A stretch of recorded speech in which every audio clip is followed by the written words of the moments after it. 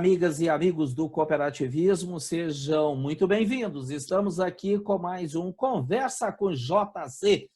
Hoje, no dia 21 de maio de 2020, conversando com o doutor Amilcar Barca Teixeira Júnior, um dos nomes fortes do direito cooperativo brasileiro, com muita experiência, formação acadêmica, inclusive escritor de livros, e muita experiência. Então vai ser um bom papo, até porque o nosso interesse hoje é justamente ajudar você que é conselheiro, conselheira de cooperativa, especialmente cooperativa de crédito, conselheiro fiscal, conselheiro de administração, gestor executivo, e nesse momento precisa tomar decisão o tempo todo, principalmente em função de renegociação de dívida, e a gente tem aí o aparato todo legal e regulatório da governança, né, e da supervisão dos aspectos sancionadores que, logicamente, se a gente não fizer algo com muito pé no chão, lá na frente podemos ter problemas. Então, não é o interesse de que as cooperativas não desenvolvam o seu trabalho com a sua identidade, com a sua missão, não é isso, mas muito pelo contrário, aproveitar a experiência de um doutor Amilcar, que ele já vai se apresentar, vocês vão ter ideia da experiência que ele tem, justamente para evitarmos que você tenha um problema lá na frente. Desse modo, deixe-me aqui dar as boas-vindas para o doutor Amilcar. Doutor Amilcar, seja muito bem-vindo. Gostaria que o senhor se apresentasse e nessa apresentação fizesse uma breve, uma sucinta descrição da sua vida profissional. Por favor, se apresente. Boa noite, professor José Carlos Assunção. É uma honra muito grande participar desse seu programa, essa entrevista, né, que tem já surtido grandes efeitos aí no meio cooperativista brasileiro, dada a qualidade, a sua qualidade como entrevistador, seu conhecimento no cooperativismo e também das pessoas que já passaram por essa experiência que eu vou passar a partir de agora. Eu sou Amilcar Barca Teixeira Júnior, sou mineiro da cidade de Campina Verde, no Triângulo, formado em Direito pela Faculdade de Direito do Sul de Minas, em Pouso Alegre. E essa formatura ocorreu em 1991. Eu já estava meio sênior, né, para aquela altura. Mas foi uma experiência muito bacana, né, naquela época. Mudei para lá, de Brasília, mudei para Itajubá, lá no sul de Minas, para poder realizar um sonho antigo, né, que era fazer a faculdade de Direito. E chegando a Itajubá, eu tive que procurar um emprego, naturalmente, e esse meu primeiro emprego foi no Banco Itaú. Anteriormente, aqui em Brasília, eu já tinha passado por uma experiência, depois que eu saí do Exército Brasileiro, como soldado no Batalhão de Polícia do Exército de Brasília. Eu trabalhei no Comind, Banco do Comércio e Indústria de São Paulo, S.A. Depois do Comind, eu casei e aí tive que ampliar minha jornada de trabalho e fui para o Banco Safra. E nessa ocasião eu já tinha saído do Comind e trabalhava no Ministério da Indústria e Comércio na área de Tecnologia da Informação, que era no CPD, à época era chamado assim. E fiquei um tempo lá no Banco Safra e percebi que nesse período, né, eu estava com muito acúmulo de trabalho e o sonho de fazer a faculdade de Direito estava ficando mais distante, né? Aí minha esposa, que é da região lá do sul de Minas, da cidade de Cristina, ela disse, olha, um lugar bom para a gente ir é Itajubá, e fazer a faculdade você faz lá em Pouso Alegre, né? Todo mundo lá da região vai todo dia, uma distância curta. E aí pedi demissão de tudo que eu estava aqui em Brasília, dos empregos, né? E fomos para lá, aventurar. Chegando lá, com muita felicidade, consegui um emprego no Itaú, e daí uns 6, 8 meses, eu consegui sair do Itaú, né? Não por vontade específica de sair do banco, né? Porque eu gostava muito da atividade bancária, mas porque surgiu uma oportunidade na Helibras, Helicópteros do Brasil S.A., né, aquela montadora de helicóptero, que é uma empresa, uma sociedade anônima, com a participação, à época, majoritária do governo de Minas, né, e da, então, Aerospatiale, da França. Então, consegui um emprego, fui trabalhar na área de projeto, numa seção de documentação técnica, e tinha que me preparar para o vestibular. Aí preparei para o vestibular, no telecurso, 2º grau, acordava bem cedinho, de madrugada, porque eu não tinha dinheiro, né, recurso para pagar um cursinho específico, né, e fiz o telecurso. Chegou a época do vestibular, consegui, passei. E na época o curso era um curso de 4 anos, né, com aula inclusive aos sábados. Então, todo santo dia, a gente saía da fábrica, ia para casa, tinha os ônibus. Chegando lá, a gente tomava um banho, comia alguma coisa, pegava o ônibus dos estudantes e ia para Pouso Alegre, 75 quilômetros para ir, 75 quilômetros para voltar. Isso durante 4 anos, de segunda a sábado. Concluído o curso, o meu objetivo era de voltar para Brasília e fazer, inclusive, concurso para juiz do trabalho. E, voltando para Brasília, tentei empregos na área jurídica, mas não tinha experiência, era muito difícil. E o valor que eles ofereciam para um jovem advogado era muito pouco para quem já tinha 2 filhas, né? Uma esposa, 2 filhas. Então, ficou meio complicado. E aí eu tive que voltar à atividade bancária à época e consegui um emprego no BCN. No BCN, fui trabalhar à noite na compensação de cheques e outros papéis, né? Foi justamente naquele período da implantação da Comp eletrônica, né? Foi pouco depois. Uma experiência muito grande, né?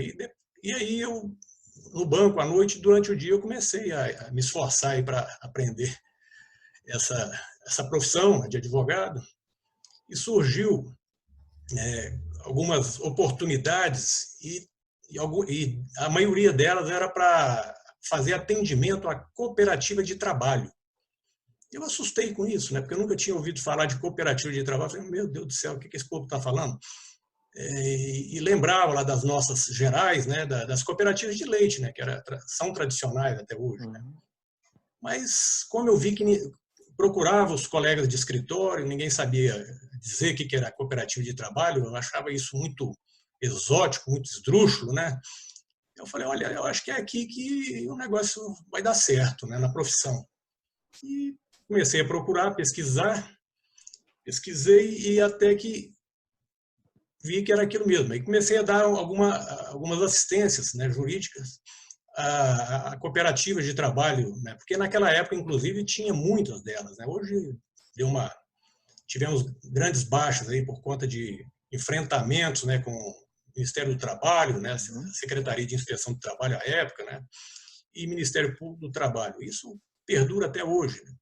Mas no contexto, eu, continuando, né, a minha pesquisa, descobri uma tal OCDF, Organização das Cooperativas do Distrito Federal. E fui lá para buscar mais elementos para melhorar meu conhecimento. E cheguei lá, eles estavam em reunião para constituir a FETrabalho, Federação das Cooperativas de Trabalho do Distrito Federal.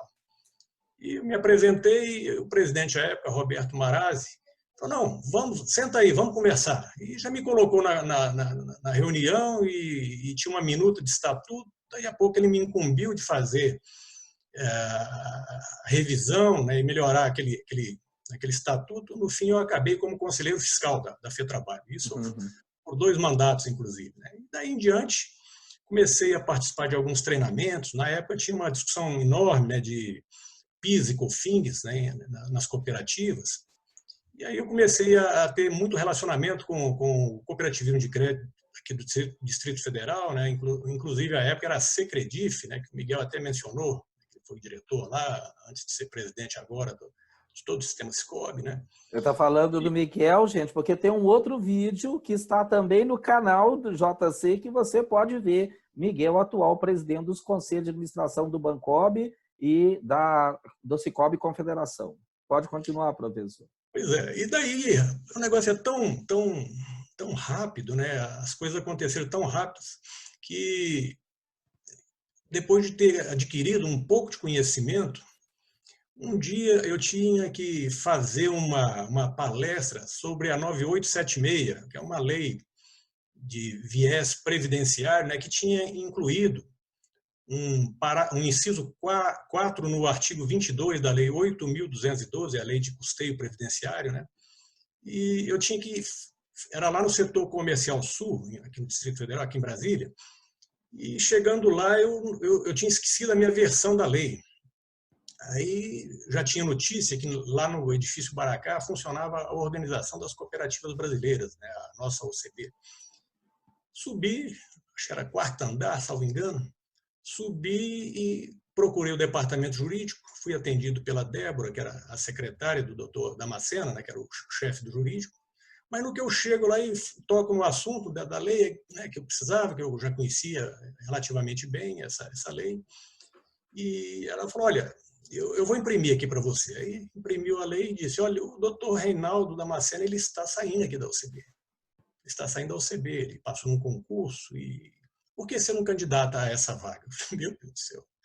Eu vi um susto. Eu falei, mas para candidatar, o que eu devo fazer? Ele falou, mas você tem que conversar com um superintendente.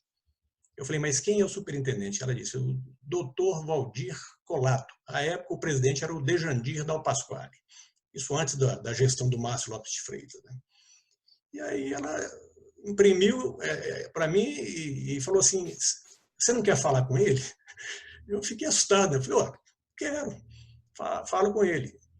Ela pega o telefone e liga lá para o superintendente, à época, o Valdir Colato, e ele falou, manda o rapazinho aqui. Eu já fui meio preocupado, né? Mineirinho. Mineirinho, falei, meu Deus do céu, o que eu aprontei? Aí, chegando lá, ele falou, você sabe dessa lei? Conhece bem essa lei? Eu falei, conheço. E conhecia, mas não conhecia com tanta propriedade, né? Falei, então faz o seguinte, amanhã, 7 horas da manhã, esteja aqui, que nós vamos para uma reunião e eu precisava exatamente de uma pessoa com conhecimento dessa lei. Nós vamos para uma reunião. Eu falei, tá bom. Eu, como bom mineiro, cheguei lá às 6h30, né? Fui mineiro pé de trem. Chegando lá, entrei no Paraty, que era o carro da superintendência, e ele tinha um motorista, o seu Raimundo. Aí foi caminhando para as bandas da esplanada dos ministérios, né? Chegando lá na altura do Ministério da Saúde, tem uma passagem subterrânea, eu falei, mas onde que esse homem está me levando, meu Deus do céu? Aí chegamos na Câmara dos Deputados. Chegando na Câmara dos Deputados, na liderança do PSDB na Câmara. Quem era o líder do PSDB na Câmara era o deputado Aécio Neves, também das Minas Gerais. E foi chegando deputado, professor, foi chegando senador ali, eu já comecei a tremer, né? Falei, onde eu fui me meter? Onde eu fui me meter? E no período, né, nesse contexto, nessa época, né, essa lei estava numa balbúrdia danada, né, porque tinha incluído nas notas fiscais das cooperativas de trabalho um acréscimo de 15%. Né, o tomador de serviço, além de pagar o valor do serviço, ainda tinha que pagar mais 15%. Era um absurdo. E chegando lá, ele falou, eu trouxe aqui um especialista, né, o Colato, dizendo, trouxe um especialista aqui para falar sobre o tema. Né? Nossa. A palavra está contigo, doutora Milka. Aí eu pedi proteção aos nossos superiores, né, aos céus, e comecei a falar. E depois que comecei, a coisa fluiu. Sim. E foram me perguntando e tal, eu saí muito bem, porque eu tinha, né, no dia anterior, quando ele disse que eu tinha uma missão, né, eu tinha falado sobre a lei, eu passei a noite inteira lendo e relendo essa lei. Né, então estava afiadinho. Aí dei conta do recado e disse ainda, falei, olha, quando essa discussão dessa lei chegar ao Supremo Tribunal Federal, esse ponto da lei vai ser declarado inconstitucional. E, de fato, isso aconteceu depois de muito tempo, em 2014, salvo engano. Foi declarado inconstitucional.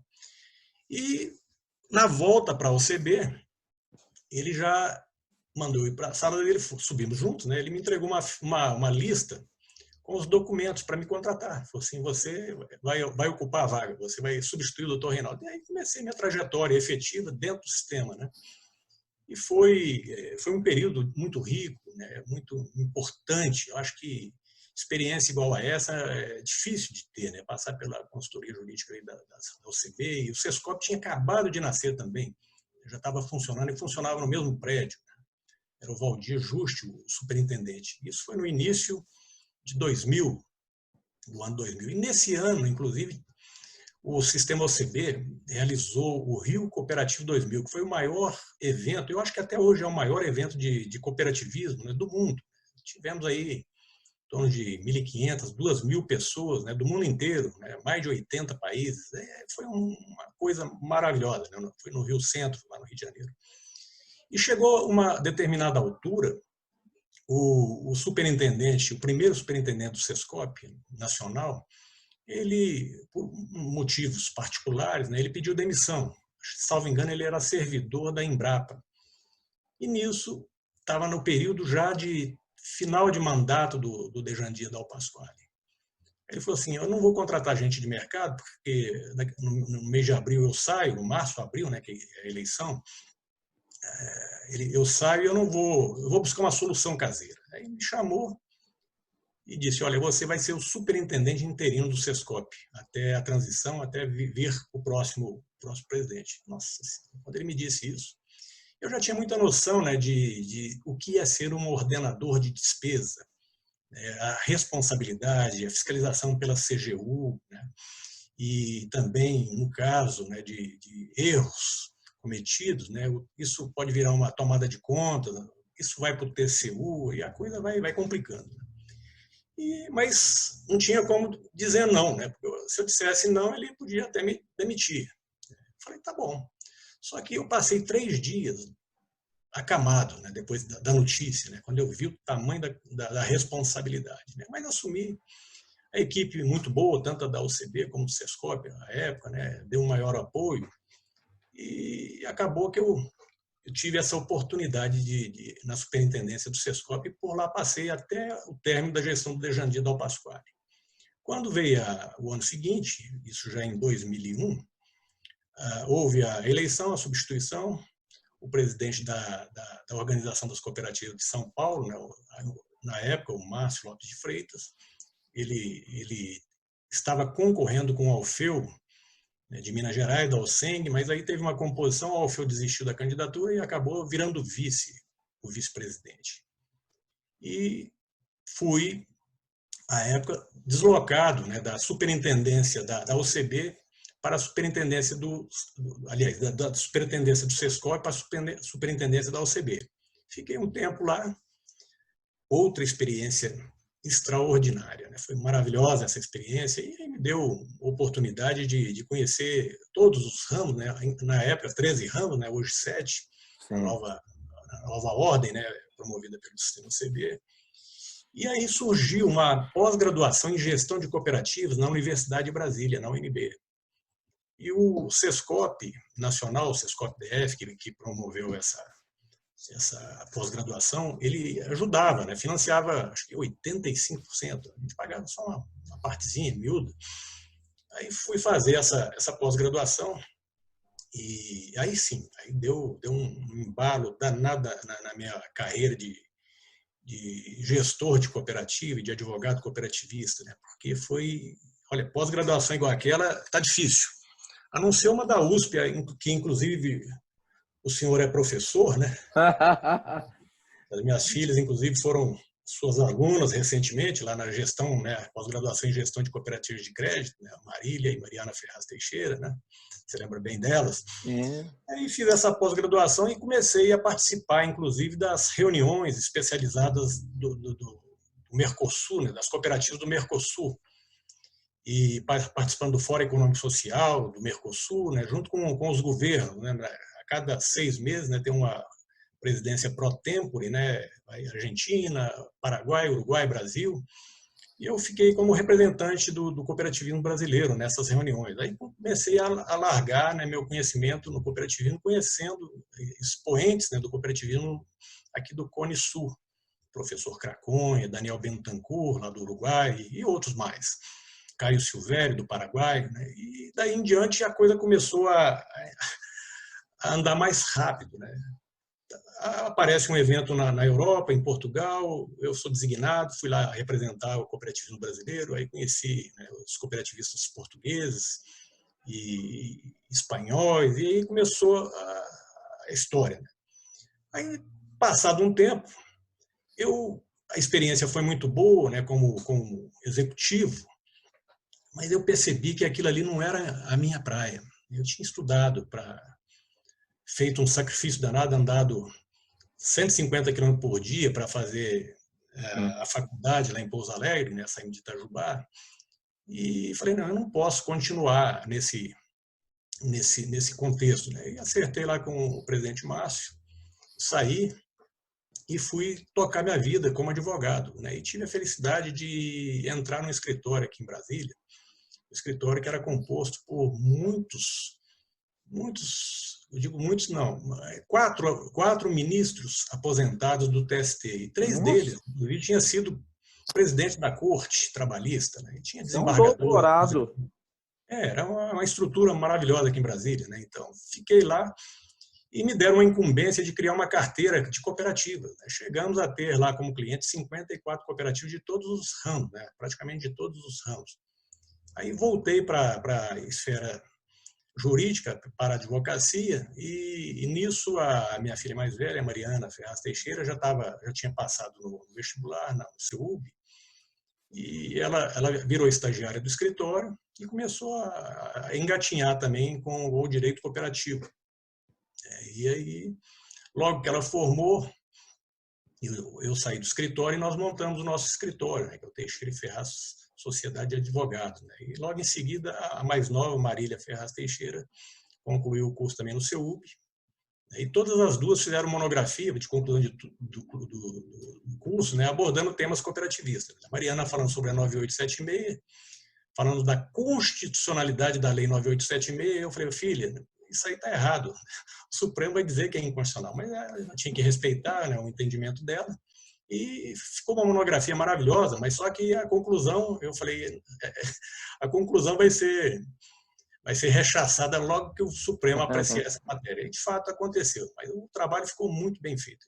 Logo em seguida, a Marília terminou a faculdade e falou, né, a monografia dela foi sobre a responsabilidade do administrador de cooperativa de crédito na observância dos princípios de seletividade, garantia, liquidez, diversificação de risco, né, são coisas, né, esses princípios que vamos abordar mais adiante, né, que acaba sendo, quando desrespeitado, né, acaba sendo um grande problema para os dirigentes das nossas cooperativas de crédito, porque aí o Banco Central, no seu poder fiscalizatório, né, como o poder de polícia que lhe é delegado, né, pela 4595, artigo 10 dessa norma, 4595 lá de 1964, e aí ela fez a monografia nesse sentido, né. Posteriormente, professor, eu, querendo dar um reforço mais lá no nosso atendimento às cooperativas, exportei essas duas meninas para Buenos Aires. Até por orientação do professor Dante Craconha, né? Ele é professor da Universidade de Buenos Aires. Liguei para ele, conversando, queria que elas fizessem o curso lá na UBA, né? Universidade de Buenos Aires, que é uma universidade pública, né? Muito boa. E ele me disse o seguinte, olha, amigo, se você tiver condição, para o que você interessa aí, que era o direito tributário, né, foi a Mariana que fez, né, e esse curso, né, o mestrado, e para o direito penal, a Marília fez o direito penal, o mestrado, procura a Austral. E dito e feito, fomos para lá, aluguei um apartamento, essas meninas foram para lá. E de lá, elas atendiam todas as demandas nossas aqui, né, a gente digitalizava, mandava, né, já era um tipo de home office, né, antecipado, né, na época, né, isso em 2012. Fizeram lá o curso em 2 anos, voltaram, aí o escritório, né, a nossa competência aumentou mais ainda, né. Eu já tinha a pós lá na UNB em gestão de cooperativas, elas fizeram essas aí para atender as demandas, né, enormes demandas, né, de cooperativas na parte tributária. Aí no viés CARF, né, Conselho Administrativo de Recurso Fiscal do Ministério da Economia, agora era da Fazenda, e a Marília ficou mais direcionada para cuidar da parte do direito penal econômico, né, e do viés punitivo no âmbito do Banco Central e Conselho de Recursos do Sistema Financeiro Nacional. Hoje, elas dominam essas duas esferas, né? Eu faço o apoio, né, paternal, institucional ali, né, nessas duas condições, e a gente tem tocado a vida. Né? E nesse período também de escritório lá com os ministros, né, eu tive a oportunidade, professor, de, até por conta do curso de Direito Tributário, após que eu fiz na UDF, eu conheci um outro mineiro lá bom, rapaz, o Salvador Marciano Pinto. Um dia tomando um cafezinho lá com esse Salvador Marciano Pinto e eu falando muito de cooperativa, muito de 9876, ele falou, você conhece bem essa 9876, né? E a 8212. Eu falei, conheço, eu sou demandado muito no meu ambiente de trabalho, né? E nessas leis, ele falou, você não gostaria de ser conselheiro lá no CRPS, Conselho de Recursos da Previdência Social? Eu falei, isso seria ótimo, uma experiência riquíssima, né? Lógico. E eu falei, mas para ser conselheiro lá, o que tem que fazer? Ele falou, tem que falar com o presidente. Eu falei, puxa vida, quem que é o presidente? Ele falou, sou eu mesmo. Era ele, o presidente. Aí eu falei, mas e o procedimento, Salvador? Olha, você tem que buscar apoio numa central sindical ou numa confederação patronal para poder elaborar uma lista tríplice, né, que aí o ministro vai aprovar, tem uma equipe lá que analisa, né, pelo know-how da pessoa, a competência, e aí você pode ser escolhido. Aí procurei, na época, Social Democracia Sindical, que era uma central sindical que hoje é a União Geral dos Trabalhadores, porque ela era cliente lá no escritório que eu trabalhava, e lá tinha uma cooperativa vinculada a essa central sindical, uma cooperativa de São Paulo, que prestava serviço no Ministério da Saúde. Teve um probleminha lá, nós conseguimos uma liminar, o contrato permaneceu por mais um tempo, e o Enilson Simões de Moura, né, o alemão, era o presidente. Liguei para ele e falou, não tem problema, pede para elaborar a lista, bota seu nome, que eu assino aqui a lista e a gente apresenta. E apresentou a lista e eu fui escolhido. Eu fui escolhido e passei uma temporada boa lá julgando custeio previdenciário, ou seja, Lei 8.212, que é um problema, professor, eu digo que é um problema seríssimo em todas as empresas e nas cooperativas em especial, porque nesse período todo que eu aprendi, né, a gostar do direito previdenciário, eu percebi, principalmente lá como julgador, como relator de processos, né, de cooperativas, né, eu percebi que existe uma deficiência, existia e existe até hoje, porque em todos os eventos que a gente participa, abordando temas do cooperativismo, né, no direito cooperativo, inclusive, né, em matérias correlatas, nunca ninguém fala sobre o direito previdenciário, nem o custeio e muito menos o benefício, 8.213, a lei. E isso está no nosso dia a dia, né? É uma carência muito grande. E fiquei o tempo que eu tinha que ficar, acho que 2 mandatos, de 2 anos cada um, 4 anos, e saí, né, porque estava muito pesado conciliar escritório, muitas viagens, né, que a gente faz treinamentos também, e com a relatoria daqueles processos, né, a gente tinha que ter uma produção mínima, né, de 28 processos relatados por mês. Isso é um absurdo para processo tributário, né, viés previdenciário. Isso é muita coisa, é muito denso, são coisas e valores que você acaba apreciando ali, de alguns bilhões até, né? E dependendo da barbeiragem sua ali, você pode criar um problema social gigante, né? Porque uma empresa, se for mantido o lançamento, né, a empresa ela pode não suportar aquilo, e ela sucumbe, né? E ela sucumbindo, o que vai acontecer com os empregados? Serão demitidos, não vão receber nem seus direitos, então é uma responsabilidade muito grande.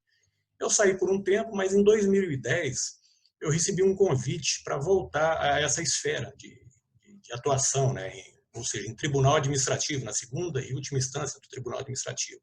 Porque a matéria custeio do CRBS ela tinha subido para os conselhos de contribuintes do Ministério da Fazenda, tinha saído da Receita Previdenciária e subiu para lá.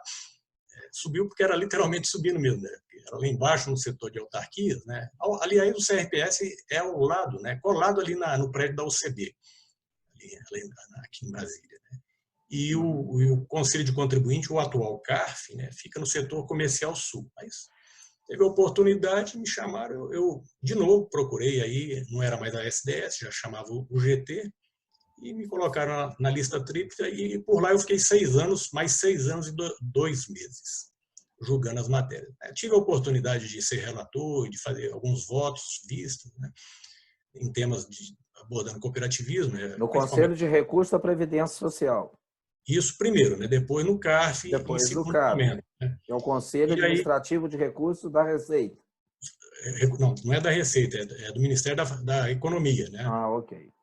Aí tem a DRJ, né, Delegacia de Julgamento, né, que é a primeira instância. Okay. Aí a pessoa, o lançamento foi mantido ali, o contribuinte tem a oportunidade de fazer o recurso voluntário para o Conselho Administrativo de Recursos Fiscais do Ministério da Economia, okay. Não da Receita. A gente vê muito esse equívoco, né? Não é da Receita. Lá é um conselho paritário, com 8 pessoas, né, 8 julgadores, né, sendo 4 oriundos da auditoria da Receita Federal e 4 indicados pela sociedade civil, né, as confederações patronais e as centrais sindicais. Por que central sindical? Porque em matéria previdenciária, a própria lei, a própria Constituição determina que tem que ter um representante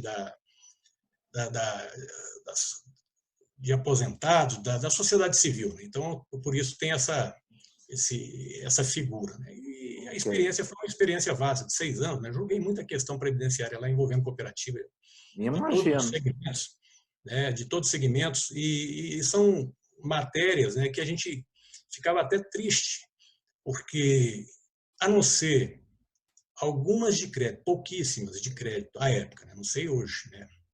No contexto geral, né? O sistema Unimed, ele, em regra, ele manda pessoas para fazer sustentação oral, apresentar memoriais, né? E tem dado resultado isso. Agora, quando a gente indicava, recomendava em alguns treinamentos, em algumas palestras, né, que a cooperativa deveria fazer um esforço, né, e mandar alguém lá para o conselho para fazer caminhar memoriais, para fazer sustentação oral. Não, isso vai ficar muito caro, porque tem que deslocar pessoas do Rio Grande, do Sul, do Amazonas. O Brasil inteiro, né? De onde a cooperativa é, né? Tudo.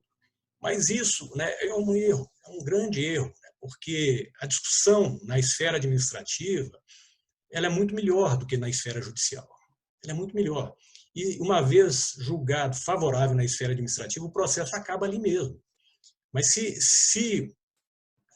aí a fazenda ela não pode recorrer, né, para a justiça. Mas, no caso, se a gente perder, a gente pode recorrer à justiça ainda. Tem só que não pode fazer, né, o recurso concomitante. Eu não posso recorrer administrativamente e judicialmente, né, porque dá a chamada concomitância de instância. Correto. E aí é um problema sério. Aí prevalece a instância judicial e o processo na instância administrativa é arquivado. Mas isso é um viés tributário também que extremamente delicado, né, e que ainda merece muito estudo, muita dedicação, muito trabalho de monografia, de mestrado, né, tese de mestrado, né, muito debate no meio, né, porque alguns fantasmas estão voltando a nos assombrar. Em 2018, setembro de 2018, eu fui fazer 3 sustentações orais lá na Câmara Superior de Recursos Fiscais lá do CARF, né, que é uma instância, a última instância dentro do Conselho. 3 cooperativas de crédito, né, do mesmo sistema. E lá, nessa Câmara Superior, a regra era a gente sair vitorioso lá, 8-0, dava 8-0 tranquilamente, por conta de decisões do Supremo, por conta de decisões em efeito repetitivo lá no STJ, né, que aí o Conselho, por conta lá do próprio regimento, né, o regimento interno do CARF, o RIC-CARF, ele, quando a decisão é nessa esfera em repercussão geral ou em efeito repetitivo, ele tem que repetir e observar aquilo ali. É quase que, vamos dizer, um efeito vinculante. Mas nessa ocasião, lá em setembro de 2018, mudou a composição da Câmara Superior. E veio um novo representante da Fazenda, né, da Receita, lá para compor o time, né, dos 4, e coincidentemente ele foi o relator desses 3 processos, professor, que eu fui sustentar. Fiz a sustentação e aproveitei, né, primeiro, ele faz o relatório, né, e aí abre o espaço de 15 minutos para você sustentar por processo. No que terminou o relatório, né, e aí a matéria era comum, os processos, inclusive lançamentos de 2002, janeiro de 2002 a dezembro de 2004. Olha só, julgando em 2018. Olha o tempo que a gente fica refém dessa morosidade, né, no processo administrativo também. Mas quando ele começou a ler o relatório, eu falei, vai dar zebra aqui hoje, vai dar errado. Não vai ter 8-0 aqui, não. Não vamos ser vitoriosos daqui, não. Né? Nós, que eu digo, as 3 cooperativas. Uhum. E aí, quando me deu a palavra, o presidente lá da Câmara Superior me disse, olha, o senhor tem 15 minutos para cada processo. O senhor vai usar os 15 minutos para cada processo? Aí eu falei, vou. E usei isso, os 45 minutos. Né?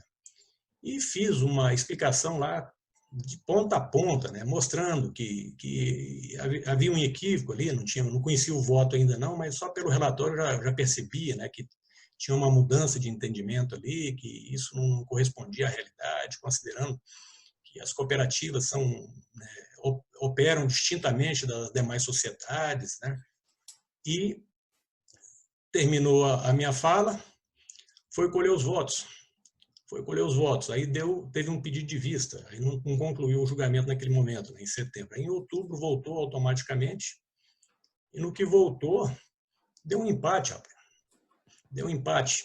Então, todo mundo da Receita, né, todo mundo lá, os fazendários, votaram com essa divergência aberta por essa pessoa, né, esse conselheiro, e os conselheiros de contribuinte votaram, né, como estava votando sempre, né? E deu empate aí no voto lá de desempate, prevaleceu a tese da Fazenda Nacional, né? Ou seja, perdemos. E isso agora vai acabar porque o voto, quando der empate, né, uma lei recente, acabou com o chamado voto de qualidade, né? Então, se der empate, vai prevalecer o contribuinte. Na verdade, já deveria prevalecer desde aquela época, né? Porque o artigo 112 do Código Tributário Nacional já estabelece isso. Legal. Amilcar, eu vou te puxar um pouquinho para um outro lado, para essa sua vasta experiência. Né? Eu acho que quem está conosco, está participando, ouvindo a fala do Amilcar, percebe a experiência dele. Se a gente deixar, ele fala aqui a noite toda, porque tem muita bala na agulha, e tem mesmo. Fala com convicção, fala com conhecimento, é uma pessoa que está acostumado a dobrar teses, né? Tem uma senhora experiência. Eu queria te trazer um pouquinho, com toda essa experiência, para o desenvolvimento e o crescimento das cooperativas no Brasil, amigo. Né? Pela sua fala, você trabalha hoje numa cooperativa central, né? Do ponto de vista de o consultor, o assessor jurídico. Você já passou pela OCB, você já passou pelo Sescop, você já passou por conselhos de recursos, seja na Previdência Social, seja no Ministério da Economia, né? Hoje o chamado Ministério da Economia. Essa experiência sua, tudo, e acompanhando cooperativa, já tendo atuado na gestão, atuando hoje como advogado, né? Lógico que o direito ele é uma ferramenta, um instrumento, na verdade, ele faz parte, inclusive, da doutrina cooperativa, né? Então, é muito importante.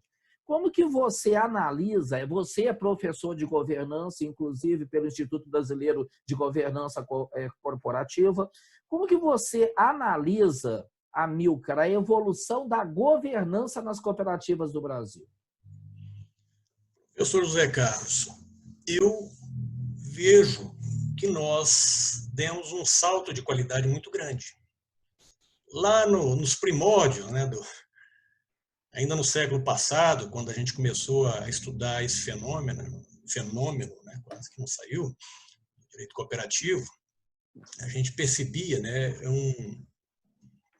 uma dificuldade muito grande para todo mundo, inclusive para nós, advogados, né, porque tinha poucos advogados. E a palavra governança, à época, sequer era mencionada. Sequer. E foi evoluindo, né, as pressões do Banco Central, inclusive, né, e a pressão no bom sentido, né, e tinha pressão também no mau sentido. Foi surtindo efeito e foi acontecendo também muito intercâmbio, né, dos nossos líderes da época, né, e muitos deles ainda estão cumprindo a jornada até hoje, em viagens internacionais, buscando conhecimento lá fora, e a coisa foi evoluindo. Hoje eu vejo que o salto de qualidade foi muito grande, né, e a expressão governança, ela acabou sendo, inclusive, legislada, né? Se a gente pegar a 4434, no ramo de crédito, né? No ramo de crédito, tem lá o capítulo 7, né, da 4434, que fala da governança corporativa. E aqui é interessante, né, que a gente precisa observar, né, as cooperativas de crédito devem observar a política de governança corporativa aprovada pela Assembleia Geral, que aborde os aspectos de representatividade e participação, direção estratégica, gestão executiva e fiscalização e controle, e que contemple a aplicação dos princípios de segregação de funções na administração, né? Porque antes não tinha essa segregação de função, e hoje, né, está determinado, né, pela legislação infralegal, e as pessoas estão percebendo que isso é muito importante para não ocorrer um fato, né, complicado na vida de quem administra, né, quem fiscaliza a cooperativa, que é o processo administrativo sancionador, que nós vamos falar daqui a pouco, né? Segregação de funções na administração, remuneração dos membros dos órgãos estatutários, transparência, equidade, ética, educação cooperativista. Olha só que maravilha, né? A norma que a gente tem que observar, dizendo de educação cooperativista, né, que nesse aspecto eu acho que a gente precisa melhorar ainda, muito. Responsabilidade corporativa e prestação de contas. Porque mas, doutor, o senhor está mostrando nesse momento, é a área onde uma das que o senhor domina com primazia, né, um diploma regulatório, a resolução 4434 do Sistema Financeiro Nacional, do Conselho Monetário Nacional. Eu queria que você fizesse também, que o senhor fizesse, perdão, uma relação. O senhor trabalha hoje com vários ramos do cooperativismo e já atuou, inclusive, como já disse, em escritório, que trabalhava com cooperativa de praticamente ou de todos os 13, naquela ocasião, ramos do cooperativismo. O crédito, por exemplo, além do cooperativismo de crédito, do trabalho das lideranças, do trabalho dos conselhos de administração, dos conselhos fiscais, dos associados, você tem aí uma resolução 4434 que também pressiona, e ela vem numa evolução, né? Anterior 3859, e aí vai embora. Os outros ramos estão andando mais ou menos próximo ali, os outros ramos do cooperativismo, próximo daquilo que tem de evolução de governança no cooperativismo de crédito? Olha, infelizmente não. Infelizmente não. Por quê? Os ramos que estão direcionando, né, para a governança corporativa, o crédito ele está mais evoluído, até porque o Banco Central, né, é uma autarquia federal das mais respeitáveis no mundo, né? E lá não tem brincadeira, a coisa é séria. Verdade. As cooperativas que ainda não têm autorização para funcionamento de órgão estatal, né, que ainda estão soltas, vamos dizer assim, porque com a Constituição de 88, né, antes da Constituição, todas as cooperativas dependiam de autorização estatal para funcionamento, né? As habitacionais pelo BNH, antigo BNH, né, as de crédito pelo Banco Central, e as demais, né, agropecuária e as outras era pelo Ministério da Agricultura, né? Tinha os órgãos lá no Ministério da Agricultura que fazia autorização, e fiscalização e até intervenção. Mas, com o advento da Constituição, nós buscamos a autogestão, né? Tanto que, lá no artigo 5º da Constituição, lá no inciso 18, diz que a constituição de associações e na forma da lei de cooperativas independe de autorização, sendo vedada a interferência estatal em seu funcionamento, né? Mas isso prevaleceu para praticamente todos os ramos, mas no crédito não. Saúde também não, porque hoje a ANS, inclusive, editou no início do ano passado uma RN 443, e determinando que até o final de 2022, todas as operadoras de plano de saúde, né, aí incluindo as cooperativas, né, tanto de médico como de odontólogo, né, que tem a ANS, né, que tem registro na ANS, elas têm que implantar a governança, né, que seja mínima, mas tem que implantar. E nós já tivemos, inclusive, a oportunidade recentemente, no ano passado, né, de fazer a implantação, com base na RN 443, de governança corporativa numa dessas instituições cooperativistas, né, na área de saúde. Eu e um colega de São Paulo que atua muito com governança corporativa também, né? Fizemos um trabalho que durou um ano inteiro, concluindo no final do ano, em dezembro, com a assembleia para consolidar o estatuto e as normas complementares, né? Mas eu vejo que é uma falha muito grande, né, não ter essa tendência de implantação de governança corporativa em todos os ramos, os 7 atualmente, né?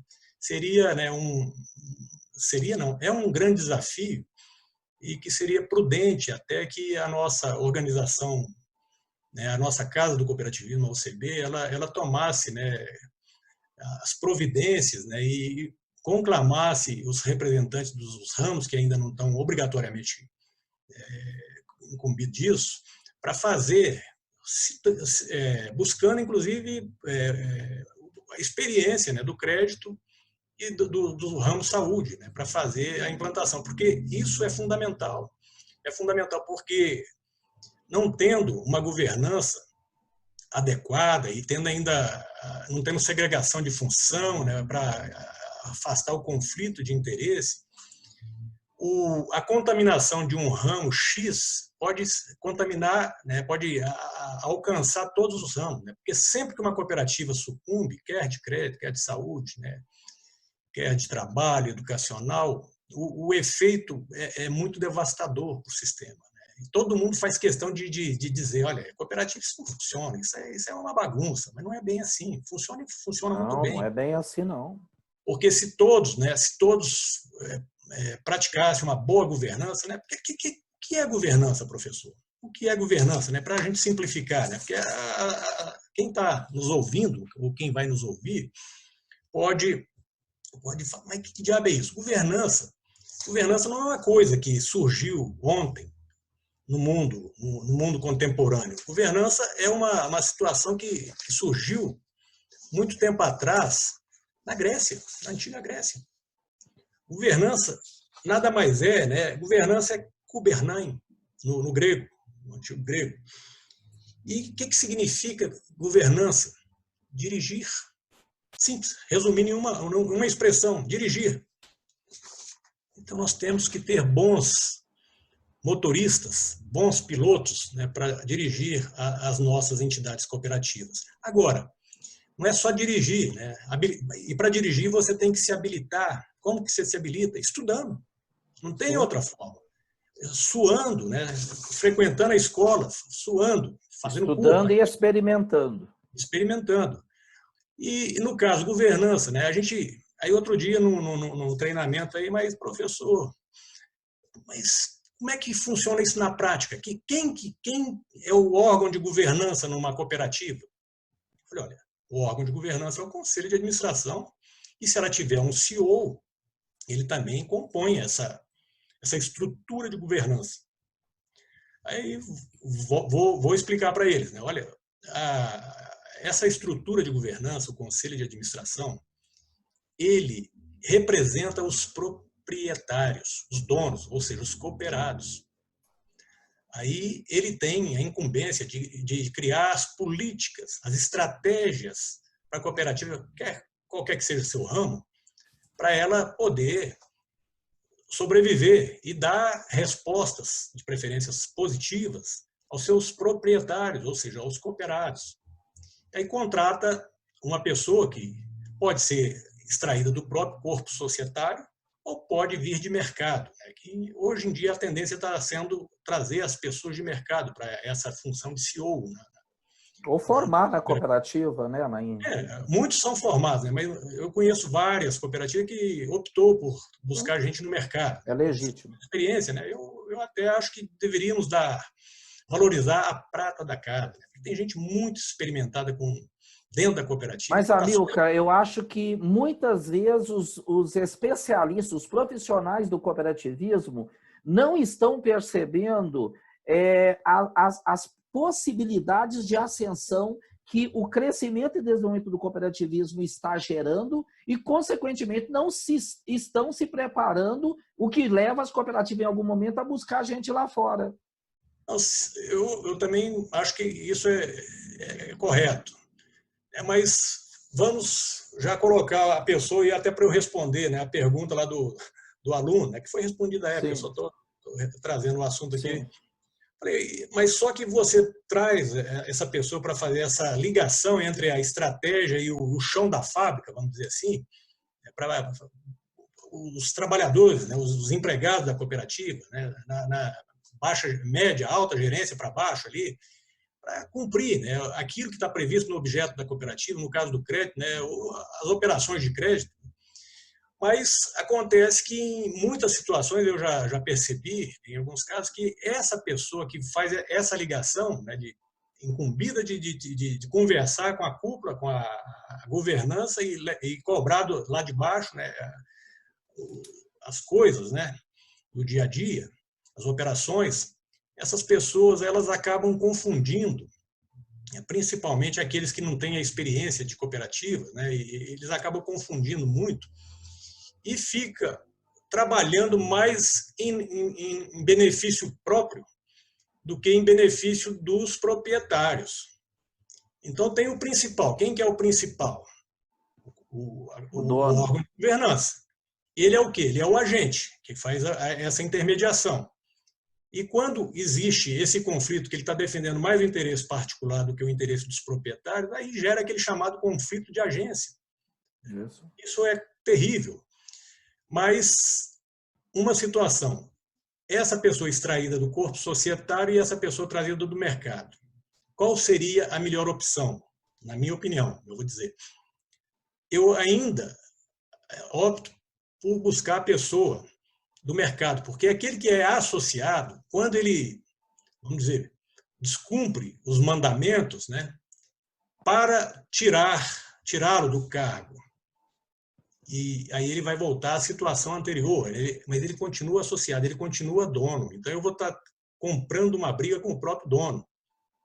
Não que ele não mereça, não tenha, né, capacidade para ocupar essa posição, mas tanto o que vem de dentro como o que vem de fora, ele tem que estar preparado suficientemente para evitar o conflito de agência.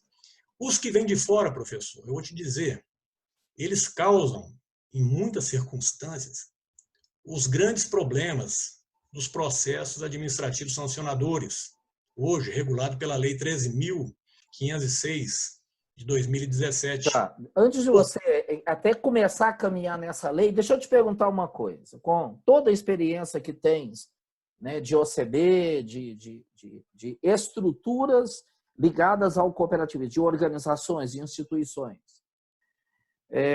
o doutor acabou de dizer que, se você pega as cooperativas do ramo crédito, você tem uma regulação infralegal, né, que é do Conselho Monetário Nacional, depois vem o Banco Central, que atua como supervisor, de alguma maneira como regulador e fiscalizador. Se você vai para as cooperativas do ramo crédito, a gente tem a estrutura da ANS. Não há um espaço, e eu te faço essa pergunta, doutor, porque eu fiz a mesma pergunta, e sei que o senhor vê os vídeos, o senhor deve ter visto. Eu fiz a mesma pergunta para o doutor Ronaldo Gáudio, também advogado, presidente do Instituto Brasileiro de Estudos em Cooperativismo, né, que atua muito bem no ramo de cooperativismo. Eu faço a mesma pergunta. Não há um espaço para alguém ocupar e gerar uma autorregulação para que as cooperativas, a autorregulação ela pode ser bastante eficaz na elevação do patamar de qualidade, especialmente, no nosso caso, para aquelas cooperativas que não têm uma supervisão forte. O que o senhor acha disso? Na verdade, isso já existe, né, há muitos anos.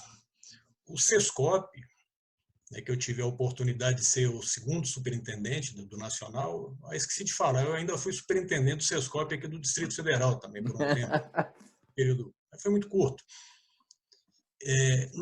O objetivo do Constituinte, né, na época, o presidente da OCB era o Dr. Roberto Rodrigues, o grande líder do cooperativismo mundial. Sim. Ele montou uma equipe de especialistas, né, para trabalhar ali nos bastidores da Constituinte para gerar normas constitucionais favoráveis ao cooperativismo e, de fato, conseguiu. Foi um trabalho, olha, que em termos de Constituição, eu acho que somente a de Portugal é melhor do que a nossa na abordagem do cooperativismo. Ela é mais ampla, ela é uma pegada mais forte. Mas a nossa é muito boa e é reconhecida mundialmente, inclusive. Lá, nós queríamos que a mão pesada do Estado afastasse das cooperativas, porque a gente era extremamente regulado. Né? Era INCRA, na verdade era o INCRA no âmbito do Ministério da Agricultura, era o INCRA que regulava a gente. BNH de habitacionais, Banco Central de crédito.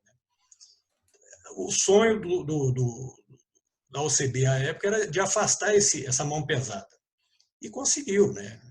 Nesse inciso 18 do artigo 5º, que eu vou repetir aqui, né? A criação de associações na forma da lei de cooperativa independe de autorização, sendo vedada a interferência estatal em seu funcionamento. Correto. Posteriormente, na gestão ainda do Dejandir Dal Pasquale, com o apoio de todas as organizações estaduais, né, com uma ênfase muito grande no Paraná, lá com Kozlovski, com o Ricken, o atual presidente, né? O Ricken era o superintendente, e apoio de outras organizações estaduais, conseguiu sensibilizar o governo federal para criar o nosso S. E o Sescop ele veio com esse viés de ocupar esse espaço que antes era feito pelo Estado, né? A gente achava que o Estado não tinha competência, né? Não deveria, né? Numa Constituição cidadã, né? Como dizia Ulisses Guimarães, não deveria continuar com essa mão pesada em cima do setor, né? E na criação do Sescop foi um momento que aproveitaram e fizeram essa autorregulação e criaram, né, o sistema de monitoramento. Talvez nós tivemos a infelicidade à época na expressão monitoramento. Até hoje, eu andando pelo país, aí, fazendo meus treinamentos, dando as minhas palestras, quando falo em monitoramento, as pessoas acham que é intervenção, as cooperativas, né, pelo Brasil afora, e não compreende a função desse monitoramento. Na verdade, façam esse monitoramento. Procure seu Sescop estadual, faça esse monitoramento, que não tem nada de intervenção, é um apoio adicional que vai ajudar a governança da cooperativa a evitar os grandes problemas, né? E isso é fundamental. Conhecer. O problema também que eu vejo, professor, é que a gente não conhece muito bem as nossas estruturas, os nossos funcionamentos, né? Nós não sabemos ainda, né, que uma pergunta, né, que é muito comum na governança, né, nós não sabemos responder uma pergunta: quem decide o quê? Quem faz o quê? Né? A gente não sabe. A gente é uma canoa, em muitas situações, até de certo modo desgovernada, porque não existe, né, para navegar nessa canoa, essa estrutura de governança, não estou dizendo no geral, em muitos casos, os dirigentes, os administradores, a estratégia, né, o órgão de governança não sabe fazer a distribuição da carga nessa canoa, né, chamada cooperativa, vamos dizer assim, e vai navegar num rio bem de uma corredeira muito forte, né, e vai subir, vai descer. Quem que eu vou colocar ali para pegar bem o canal, onde não vou bater em pedra, não vou tombar a minha carga valiosa? Eu tenho que saber escolher as pessoas. Eu vou colocar pessoas que não sabem nadar nessa canoa? Posso colocar, devo colocar também, mas vou colocar colete para eles. Se a canoa tombar, né, virar, eles não vão morrer afogados. Ou se morrer, vai morrer poucas pessoas, né? Eu tenho que...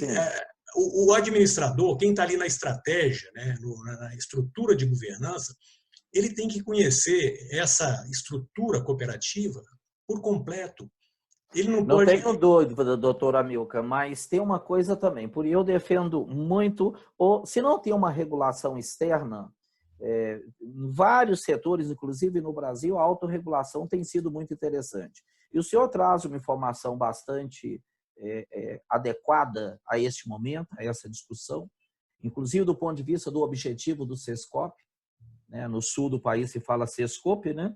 Exato. Mas, de maneira geral, eu conheço, por exemplo, vários de relacionamento, de treinar pessoas nas cooperativas também.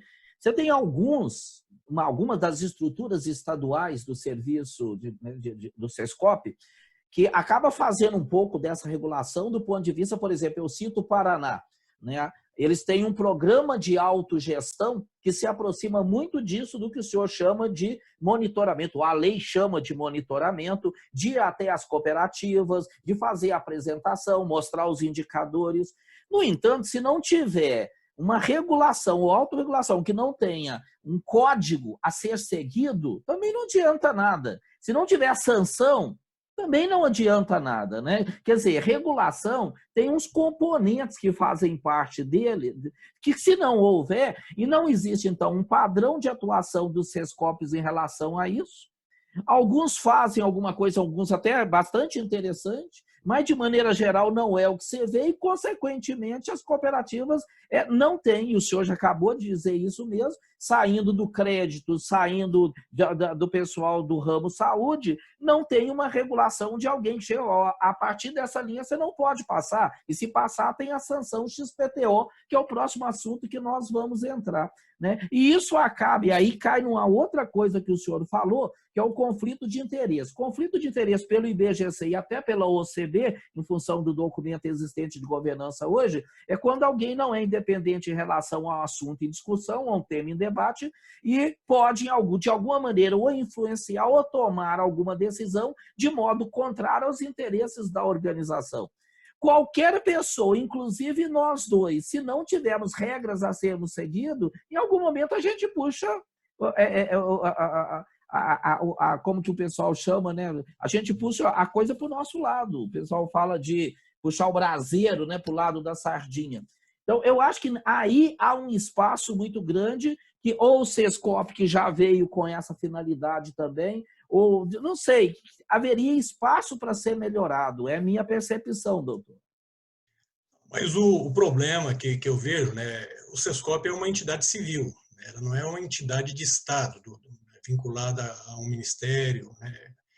Então, o que vai faltar aí para ter a coerção, né, é o poder de polícia, como existe o poder de polícia da ANS, né, na fiscalização das cooperativas de saúde, como existe o poder de polícia do Banco Central, né, e está bem descritinho ali no artigo 10 da 4595, e se a pessoa descumprir, o processo vai ser aberto e as consequências são graves, né? E ela não é só administrativa, professor, mas também como na esfera penal.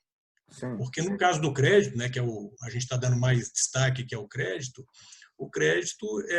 a cooperativa de crédito é uma instituição financeira, né? E volta e meia a gente vê, né, algumas pessoas, né, até pessoas de grande conhecimento, de grande projeção, dizendo, não, mas cooperativa de crédito não é instituição financeira, né? Então, precisa abrir a 4595 e ir lá no artigo 17, no artigo 18 da lei, né, dessa Percepciona lei, as cooperativas de crédito. e menciona lá que é instituição financeira, sim. E sendo instituição financeira, ela é regulada, ela vai ser fiscalizada pelo Conselho Monetário Nacional e fiscalizada pelo Banco Central.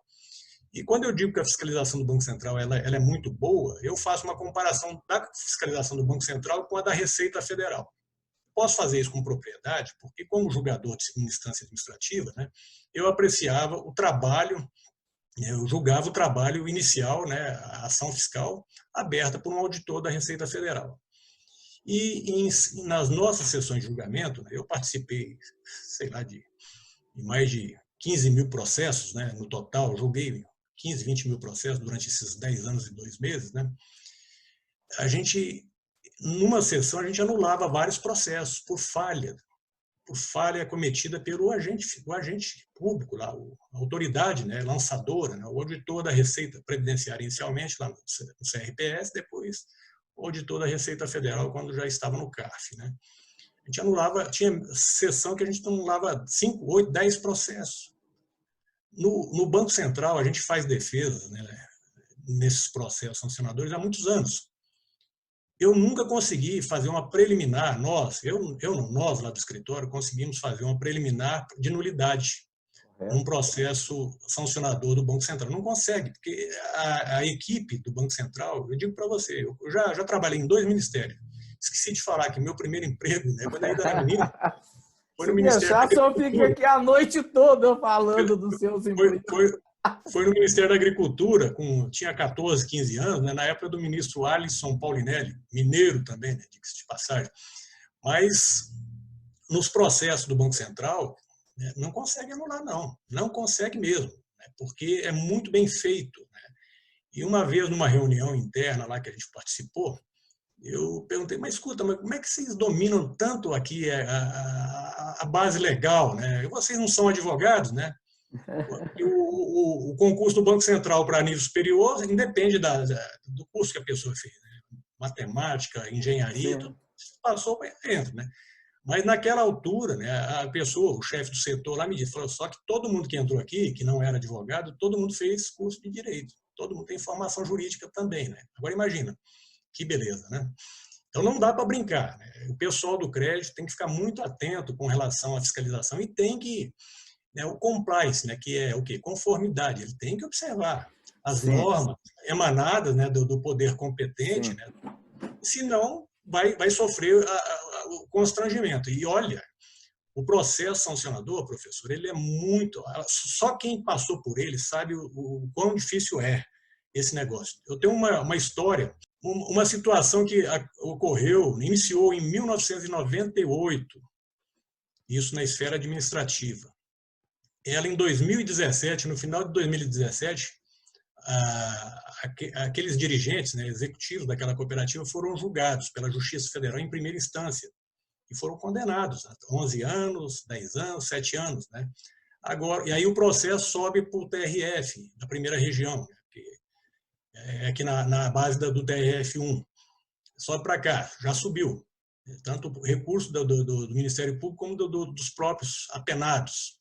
Isso vai ficar aqui quantos anos? Ainda para ser julgado na segunda instância judicial, aqui na Justiça Federal. 10 anos, a contar de 2017. Depois ainda vai para o STJ, que certamente irá. Isso começou em 98. Olha só o tanto de tempo que essas pessoas, esses dirigentes que não foram, né, não atentaram para a governança à época, né, o tanto de tempo que eles vão ficar envolvidos com isso. Às vezes até vão morrer e o processo, né, não terminou. Né? É um negócio... Correto. E aí, doutor, que eu gostaria que o senhor também, aqui a gente gostaria de alimentar um pouco nessa vasta experiência sua, com relação, além de ter uma regulação muito forte, o Conselho Monetário Nacional, um Banco Central fortíssimo, o senhor já disse, a gente tem também instrumentos legais hoje bastante avançados. Um desses instrumentos é a Lei 13.506 de 2017, que estabelece, que dispõe sobre o processo administrativo, o senhor já disse a palavra aí, né, de sanção, sancionador. Eu queria ouvir um pouco o senhor com relação a isso, até porque nós vivemos um momento crítico. Né? Nós estamos gravando no momento de pandemia do coronavírus, onde muita empresa está com dificuldade, micro e pequena nem se fala, é o nicho das cooperativas de crédito, né? E elas têm que estar ao lado dos seus cooperados, mas ao mesmo tempo precisa ter um mínimo de racionalidade, porque a vida da cooperativa também depende das decisões a serem tomadas. Eu queria que o senhor trouxesse um pouco para a gente dessa sua experiência com relação a, com base na 13.506, e o senhor pode falar um pouco sobre a lei, até deve, né? E este momento, o senhor já acabou de dizer, de pessoas, por exemplo, dependendo do que elas fazem, elas vão ficar por décadas com problema, inclusive criminal. Né? O que fazer? Como conduzir uma cooperativa nesse momento, com a sua experiência, para as pessoas não terem, daqui 2 anos, 3 anos, 5 anos, 10 anos, um problema criminal nas mãos? Doutor Amilcar.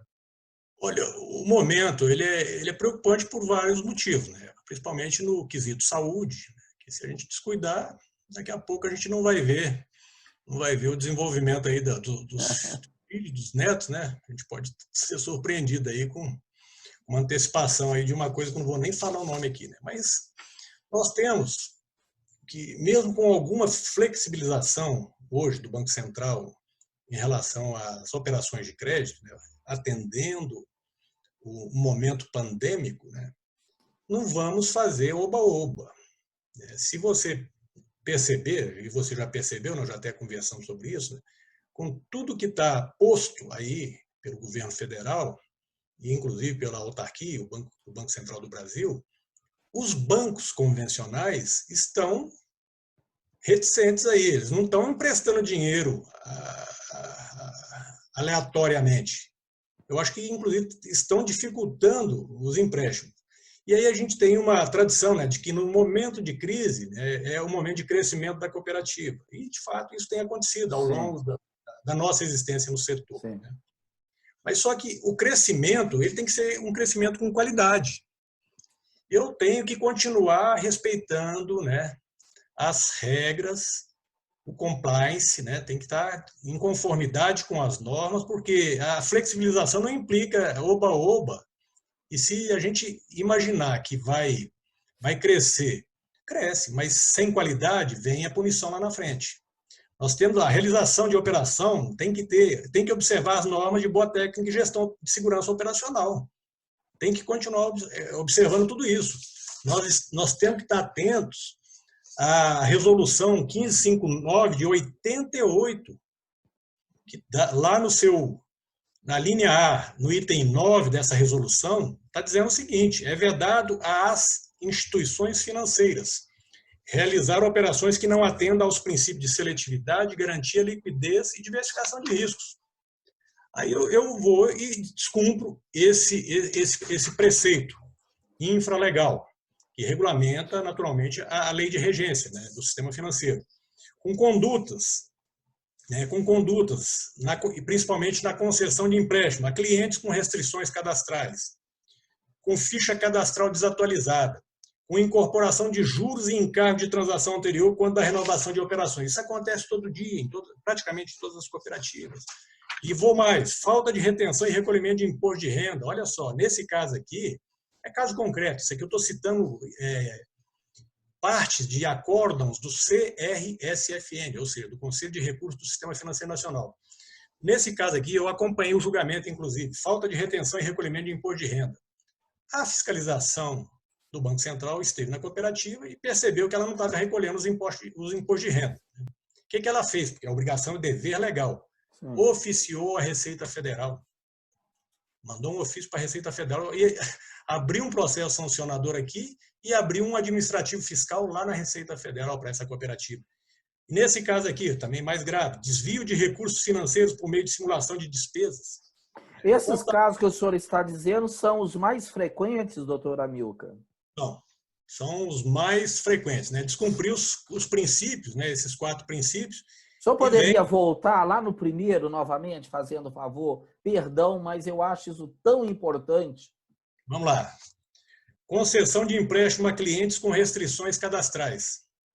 Cliente aqui, no caso, leia-se o associado, né? Correto. Com ficha cadastral desatualizada. Isso aqui, professor, ficha cadastral desatualizada para nós, advogados, isso aqui é uma tragédia. Aí vem a execução, né? Execução do contrato, da CCB. E a gente tem que colocar o endereço do devedor, né? Para o juiz mandar o oficial de justiça lá para chamar o camarada a lide. Só que o endereço está desatualizado, a ficha está desatualizada. Aí volta, não consegue. Aí você tem que ficar pedindo para oficiar Receita Federal, Tribunal Eleitoral e Detran para tentar achar o endereço da pessoa. Não vem o endereço correto. Teve um caso concreto, né, que nós ficamos 7 anos. 7 é a conta de mentiroso, né? Mas nós ficamos 7 anos tentando localizar o devedor, mas não achava ele, não achava em lugar nenhum. É aqui em Brasília. Então é muito complicado. Então o cadastro, a atualização do cadastro deve ser uma prioridade muito grande, porque isso dá punição. Isso dá punição, que as pessoas não sabem, né? Agora, uma dica, principalmente para os nossos expoentes lá da governança, né? Os nossos CEOs, façam treinamento para a porta de entrada da cooperativa, ou seja, quem maneja primeiramente a operação de crédito, os atendentes, façam treinamento para eles. Explique para ele o que é direito obrigacional, o que é contratos e qual é a responsabilidade, né, por um vacilo nessa porta de entrada. Princípio de garantia, meu Deus do céu, esse é um dos mais lesados. A pessoa, o próprio devedor, né, contraente do empréstimo ali, ele assina a nota promissória, avaliza a nota promissória para o Banco Central, isso é considerado garantia não inexistente. Não pode. E entre outras coisas. Outro dia chegou uma consulta para nós, que foi muito, até cômica, para não dizer trágica, né? A pessoa já estava endividada em 450 mil no Sistema Financeiro Nacional. Chegou na cooperativa e ela já devia, né? E nesses 450 mil já tinham cento e tantos mil lá da própria cooperativa, né? No somatório. E estava buscando mais uns 100, acho que é 120 ou 130 mil. Renda da pessoa, 6 mil brutos. E aí eu estava passando lá por perto, fui chamado, uma conversa. Chegando lá, eu falei, mas escuta, com esse perfil não tem nem condição, ela não tem capacidade para continuar contraindo empréstimo aqui na cooperativa. Mas tem garante, né? Tem garantia real, tem garantia pessoal? Não, tem garantia pessoal. 2 avalistas. Falei, pois bem, mas e esses avalistas? Quem são eles? Não, são os filhos da pessoa. Olha só, os filhos da pessoa. Mas eles têm capacidade para arcar com o pagamento dessa aí, como garante? Não, eles estão desempregados. Obviamente que o empréstimo não saiu, né? Porque foi um caso assim cômico, né? Mas era só mesmo para... E a gente conta essa história só para ilustrar, porque lá na ponta tem que observar as regras, a política de crédito tem que ser observada sistematicamente. E tem um comitê, né? Tem um comitê de análise que elabora um parecer em muitas situações que a gente acompanha nesses processos, das cooperativas que a gente atua, né, ou mesmo lá nas sessões que a gente participa de todas, quando tem cooperativa, lá no Conselhinho. O senhor já me convidou para ir lá contigo. A gente percebe que essas situações, né, elas são recorrentes, né, que são questões fáceis de resolver. Não, mas o cidadão é dono, né? A cidadã é dona da cooperativa, como é que eu não vou emprestar dinheiro para ela? Ela está precisando. Não, tem que emprestar, mas seguindo a regra. Não é cooperativa. Eu sempre digo, cooperativa não é entidade filantrópica. Cooperativa não pode ser gerida como se fosse uma associação convencional. Ela é uma associação de pessoas, né? Mas com muitas distinções. Ela não é um sindicato, né? Porque muitos dirigentes pelo Brasil afora são oriundos de sindicato, né? Ou sindicato rural, ou sindicato servidor, né? E entra na cooperativa e quer ainda, ou não esquece daquele tipo de funcionamento, né? Mas é que é instituição financeira altamente regulada e as punições são severas, e não é só administrativa, de inabilitação. O que acontece, doutor, quando, por exemplo...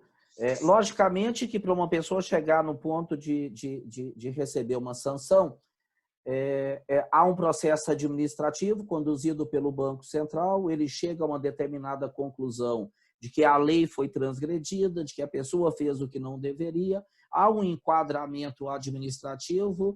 Pelo que eu conheço, a pessoa ainda pode recorrer ali, o dirigente ou o gestor executivo, ao Conselho de Recursos do Sistema Financeiro Nacional, que o senhor já citou, a instância final e sem recurso depois dela. Quer dizer, fechou ali, no administrativo está fechado. Que tipo de sanções até no administrativo pode acontecer e depois do administrativo, quais são as consequências possíveis? São graves. Eu vou só te dar um número aqui, que eu fiz uma nova pesquisa ontem no site do Banco Central, que, aliás, eu recomendo, né, a gente frequentar esse site do Banco Central constantemente, tá? Os administradores, os operadores, né, do cooperativismo, que ali tem muitas informações extremamente relevantes, né? Mas consultando as punições, só de inabilitação, não estou falando de multa aqui não. Do ano 2000 até o ano presente, 2020, eu fiz um levantamento de bancos e de cooperativas de crédito. Nesse período, 1.131 pessoas de bancos foram inabilitadas. A inabilitação vai de 1 a 20 anos, tá? Então, você não pode mais operar no âmbito do Sistema Financeiro Nacional. No caso das cooperativas de crédito, o número é um pouquinho superior, 1.979, ou seja, 848 combatentes do cooperativismo foram tirados do jogo, foram expulsos do jogo e estão aí cumprindo essa pena de inabilitação. No caso, né, do processo administrativo, ele tem um rito próprio, né, ele está previsto hoje na 13.506, aberto o processo, você é citado e você tem um prazo de 30 dias, né, para contar do dia da citação, do dia seguinte à citação, para poder apresentar a sua primeira defesa. Você apresenta a sua defesa, dizendo que não fez nada daquilo, vai chegar um determinado momento, esse processo vai ser julgado por um setor lá do Banco Central chamado COPAS, um comitê. E esse julgamento, inclusive hoje, né, a partir da 13.506, ele é um julgamento aberto. Você pode ir lá assistir o julgamento. Eu vou sempre também. Quando tem cooperativa, eu vou. Quase sempre, não, sempre mesmo. Se não vou eu, vai a doutora Marília. Né? A gente está sempre presente. Julgado lá no conselho, vai estabelecer a pena, né, que vai ser multa. Né? E essa multa agora, ela ficou um pouco salgada, professor. Ela, até o advento da 13.506, ela tinha um limite máximo de 250 mil, independente do tipo de instituição financeira. Agora, essa multa, né, pela nova lei, ela subiu para um pouquinho, né? Ela agora é de 2 bilhões de reais. Não que uma cooperativa ou um dirigente de cooperativa vai ter que suportar uma multa nessa magnitude. Tem uns regramentos lá, inclusive na resolução regulamentadora da lei, que calibra para baixo, né, essa situação. Mas vai ter punição de milhões para a cooperativa. E para dirigente também. Né? A circular 3857, né? 3857 também, né, de 2017. Isso. E feito o julgamento, você, o apenado ali, né, com 1 ano, 2, 5, 10, 15, 20 de inabilitação, ou multa, né, que vai ser muito grande agora, tem a oportunidade de recorrer ao conselho. No que você para recorrer ao conselho, olha só que situação difícil agora que a lei trouxe. Antes, quando a regra era prevista no artigo 44 da 4595, o efeito, né, desse recurso era suspensivo. Agora, ele para ser suspensivo, ele tem que ser requerido. A pessoa é punida na primeira instância administrativa, ou seja, no Banco Central, e ela apresenta o recurso e, numa petição apartada, ela requer o efeito suspensivo. E vai ser julgado lá no comitê específico lá do Banco Central. Até agora, nenhum pedido de efeito suspensivo foi concedido. Todos foram rejeitados. Todos.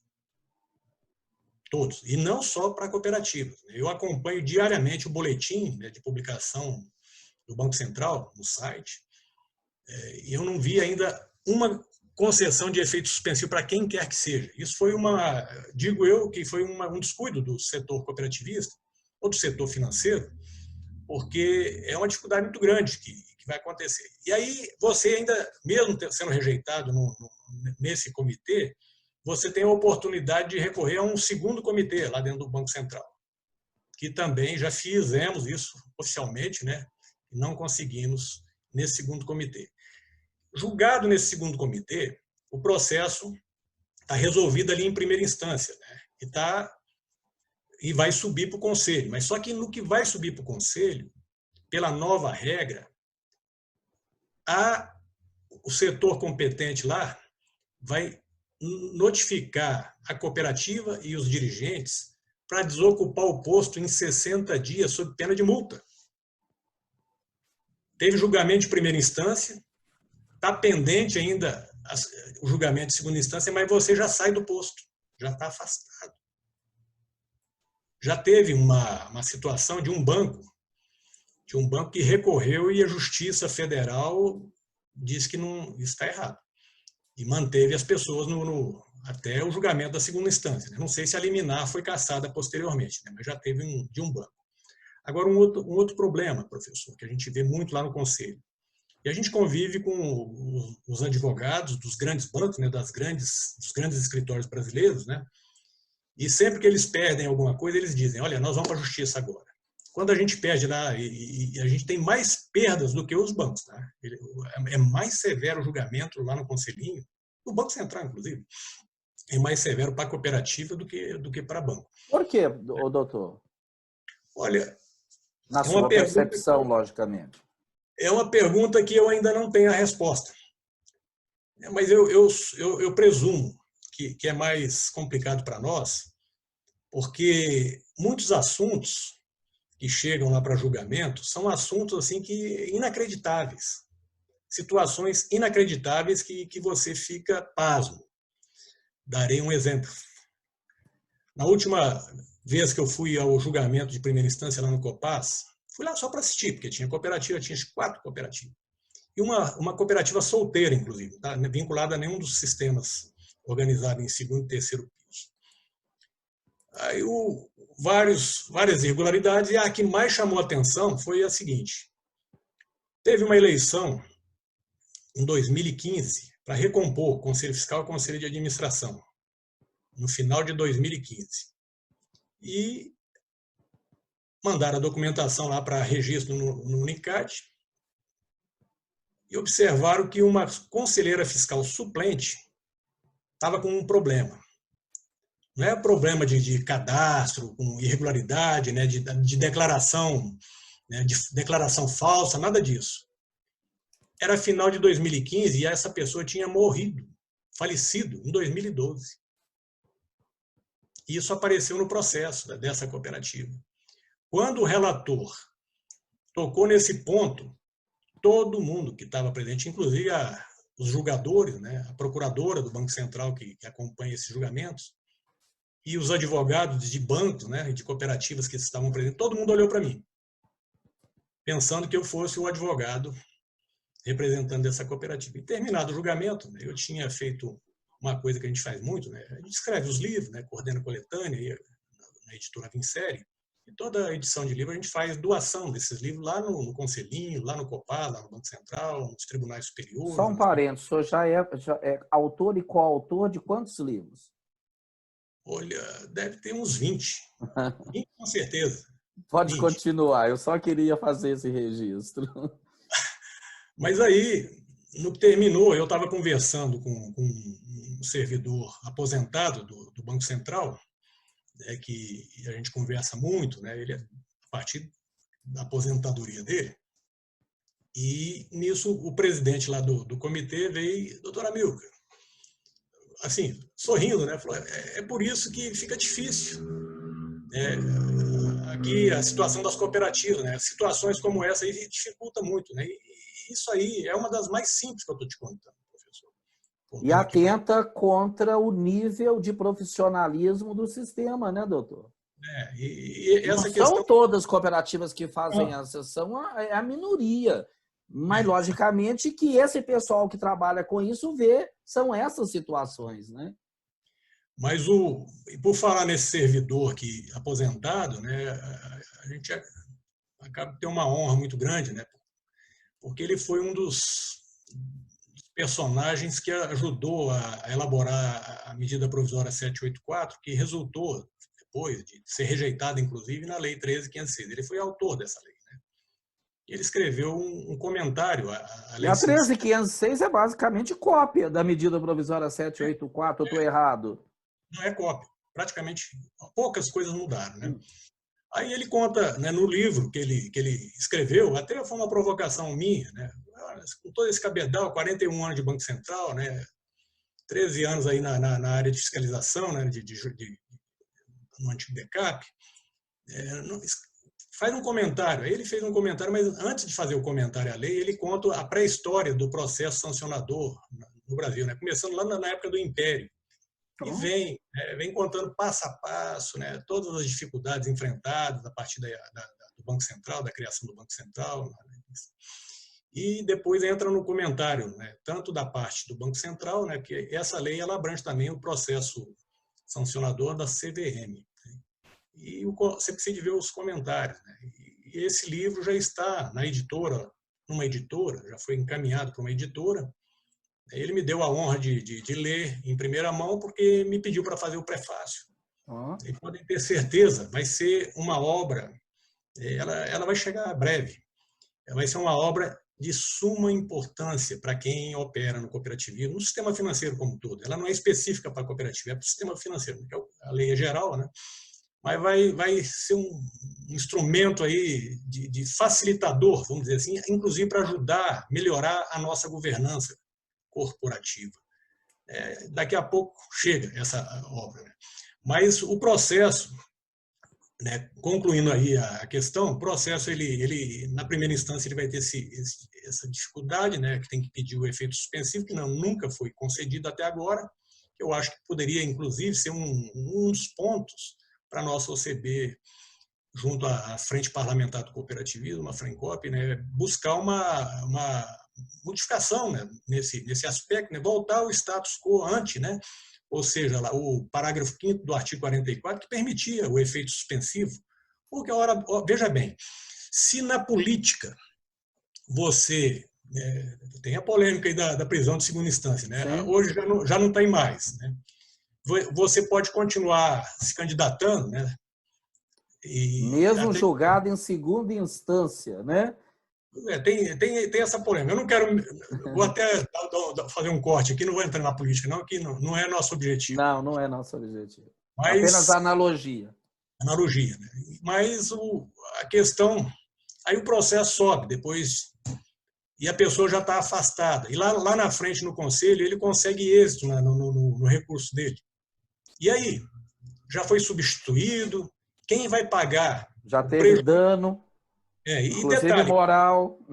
Exatamente, porque na 4122, na resolução CMN, ou CMN, para os nossos amigos do Norte e Nordeste, né, ela diz que a pessoa, quando é punida com inabilitação na primeira instância, ela deixa de ter reputação. A reputação dela não é mais ilibada, né? Isso já é uma dificuldade muito grande, né? A vida inteira eu fiz a coisa certa por um erro técnico aqui que não trouxe problemas, a rigidez do sistema financeiro nacional, a cooperativa continua aí perfeita, funcionando, está até crescendo, cumprindo seu desiderato, né? Aí não tem mais reputação ilibada. E essa reputação ilibada, ela é incrível, lá na resolução 4122, de 2012, porque se você tiver um processo, uma discussão, né, com a prefeitura, uma discussão de IPTU, né, uma discussão tributária de IPTU, eles vão pesquisar seu nome, né, você tem que fazer uma declaração que você não tem nenhum processo. Ou, se tiver processo, tem que explicar que tipo de processo que tem, né, e que situação está esse processo. Você pode ser embarreirado, vamos dizer assim, usando bem o popular, de continuar a sua gestão eleito regularmente em Assembleia Geral soberana por conta de uma questão de IPTU ou uma outra besteira qualquer, né? Então, é muito complicado. É um ponto que a gente precisa também, né, estudar melhor. Agora, vem aí, né, já está no Congresso, a nova lei complementar, 130, né, a nova versão. Foi feita uma reforma bem interessante, pouco mais de 10 anos, que ela entrou em vigor, né? Ela é de 17 de abril de 2009. Eu julgo que, inclusive, ela envelheceu precocemente, né? Imagina, pouco mais de 10 anos já tem que fazer uma reforma daquele tamanho, mas a reforma ela está trazendo boas coisas para o cooperativismo de crédito. Né? Com certeza. E uma situação que me pediram, inclusive, para fazer apontamentos lá na consulta pública, né? Eu fiz 2 apontamentos. Na lei complementar, criar o afastamento cautelar. De certo modo, isso está contemplado lá. Tá certo? Não sei se foi por conta da minha sugestão, mas, de certo modo, isso está contemplado. Mas esse afastamento cautelar, na regulamentação, lá pelo CMN, Conselho Monetário Nacional, tem que ser muito cuidadosa, porque não pode ter viés político, né, de afastar cautelarmente um dirigente, um administrador, por conta de perseguição política. Né? se ocorrer, né?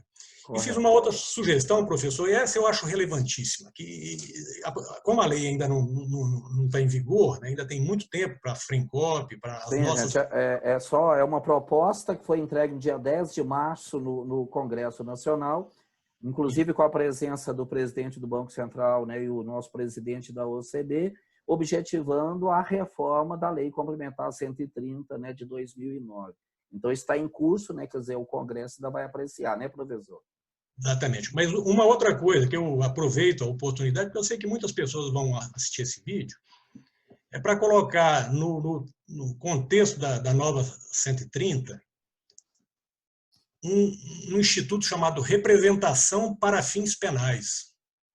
Eu já apresentei isso no ambiente aqui da Central do Distrito Federal, né, o Cicobi Planalto Central, mas parece que eles não compreenderam. Não o Cicobi, entendeu. Mas quem estava sistematizando essas propostas, né, achou esse viés um pouco pesado, né? Eu expliquei lá, acho que não expliquei bem, mas o que é a representação para fins penais? É uma cópia da representação fiscal para fins penais no ambiente tributário. Quando um auditor da Receita vai a uma empresa, uma cooperativa, qualquer empresa, e percebe que tem, em tese, crime contra a ordem tributária nacional, ele faz uma representação fiscal para fins penais que vai ficar apensa, né, ao processo principal, ao auto de obrigação principal. E essa representação fiscal junto com o processo, uma cópia dela é mandada ao Ministério Público Federal. Mas o Ministério Público Federal não pode fazer nada enquanto o processo não for julgado na segunda instância administrativa, ou seja, no CARF. Se o lançamento for mantido, aí sim o processo ele baixa para a delegacia da Receita competente, que vai informar ao Ministério Público que o processo foi julgado, está aqui o acórdão do CARF, foi mantido. Aí, nesse momento, considerando que tem indício de crime contra a ordem tributária, o Ministério Público vai acionar a Polícia Federal e ela vai abrir um inquérito e vai chamar o povo, vai intimar o povo para ouvir, para prestar esclarecimentos. Aí presta esclarecimentos, vai ser indiciado ou não, dependendo da situação. Normalmente, quando o crime é constatado mesmo, aí indicia, a pessoa vai responder processo e no ambiente das contribuições previdenciárias, né, onde eu atuei muito, pode pegar uma pena de até 5 anos. Né? E, no caso do processo administrativo sancionador na esfera do Banco Central, o que acontece? O processo, a representação para fins penais, ela teria o mesmo efeito no caso da tributação, né, da esfera tributária. Porque hoje funciona da seguinte maneira: quase ao mesmo tempo que você está recebendo a intimação para responder o processo administrativo sancionador, você vai receber a intimação da Polícia Federal também, pouco depois, para resolver a questão no crime. Porque tem indício ali de gestão fraudulenta, gestão temerária e outros crimes capitulados, né, no ordenamento jurídico. E isso é um transtorno muito grande. Imagina você ali, em qualquer canto do país, né, principalmente no interior, de repente você começa a receber a intimação da Polícia Federal e isso vaza. E normalmente vaza. E teve uma situação concreta de gente conhecida que o camburão da Polícia Federal foi pegar o dirigente lá na casa dele, lá na empresa dele, para ir prestar depoimento. A cidade inteira ficou sabendo. E, no fim das contas, ele não foi indiciado, porque não tinha elementos, né, suficientes. Não devia nada, mas a imagem ficou... A imagem fica arranhada, né, porque ele andou num camburão. Então, isso é muito complicado. E todos os dirigentes nossos, né, ou de qualquer instituição financeira, estão sujeitos a isso. Estão sujeitos a isso. Então, essa representação para fins penais é para fazer quase um copia e cola lá da representação fiscal para fins penais, para que o processo, a ação penal, ela só aconteça depois de julgado o processo administrativo lá no Conselhinho, no Conselho de Recursos do Sistema Financeiro Nacional. Entendi, doutor. E for mantido ali a punição, aí, nos moldes, né, apontados pela inspeção do Banco Central, aí sim, o processo vai e ele vai responder criminalmente, né, mas só que não vai ao mesmo tempo. Correto. Imagina você recebendo uma intimação e depois você vai pesquisar e vai ver que você pode, inclusive, pegar uma pena aí de 12 anos por gestão fraudulenta ou de 8 anos por gestão temerária. A tua vida acabou, a tua família Meu Deus do céu, como é que você vai explicar isso para a esposa? Não é fácil. Para o marido? Doutora Amilca, eu poderia, né? Nós estamos gravando à noite, ficar aqui. A senhora é uma biblioteca ambulante, né? Então, além de ser meu amigo, e que eu já conheço há um bom tempo, a gente poderia ficar a noite toda gravando. E tudo que o senhor tem colocado é de extrema importância. No entanto, eu acho que abre espaço para a gente fazer uma segunda gravação, né? Abrir outros espaços para o senhor trazer. O senhor está dando uma aula aqui. Aliás, eu estou muito satisfeito e feliz, porque esses vídeos têm sido, um atrás do outro, uma verdadeira aula, né? Aquilo que normalmente as pessoas pagariam caro para ter, estão tendo aqui, logicamente, de uma maneira bastante resumida, não teria jeito de ser diferente. Então, gostaria muito de te agradecer desse momento, né? Nós passamos desde a governança, né, passando pela estrutura de composição dessa governança, a atuação dos agentes de governança, passamos, inclusive, pelos conflitos, chegamos ao processo sancionador, né, onde o senhor domina também com muita propriedade. Gostaria muito de te agradecer, né? Com certeza é uma aula, e deixar aberto aí para as suas palavras finais para os nossos amigos e nossas amigas do cooperativismo. Por favor. Eu vou começar essa última parte falando uma frase que eu captei anos atrás, aí eu gosto muito de falar, né? E a gente está falando de dinheiro, de sistema financeiro, de cooperativa de crédito, de banco, né? Mas, professor, dizem que o dinheiro total da terra não paga a fortuna de um sorriso, nem compra a beleza da consciência. Eu gostaria muito, né, de agradecê-lo por essa oportunidade. Nós já nos conhecemos há muitos anos, nos respeitamos.